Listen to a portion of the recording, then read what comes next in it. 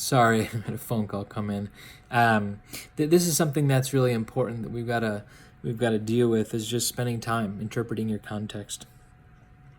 One of the things that stood out to me in both the pastoral interviews and reading a little bit from Robinson's tool list was developing a feed-forward team. That's what Robinson calls it, the feed-forward tool.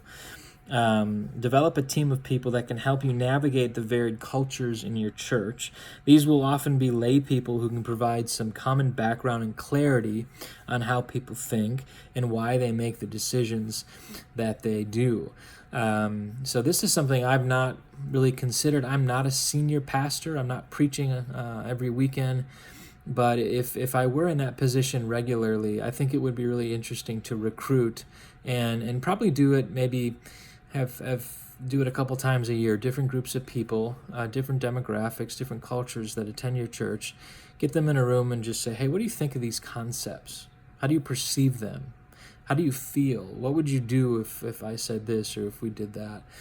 I think it would be really interesting to even lay your sermon manuscript out before you preach and say, here's what I'm thinking. I think you have to be careful there because I do believe that the gift and the call of a preacher is significant.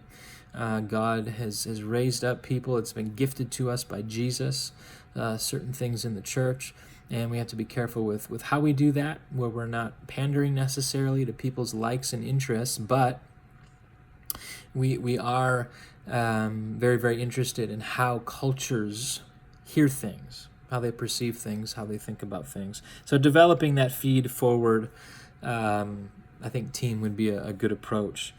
Thirdly, as it relates to just general practical tools and aids, culture cannot be the standard that defines to the church and the preacher how contextualization should happen. Okay, so basically, don't let culture determine how this plays out. Don't let them determine the standard.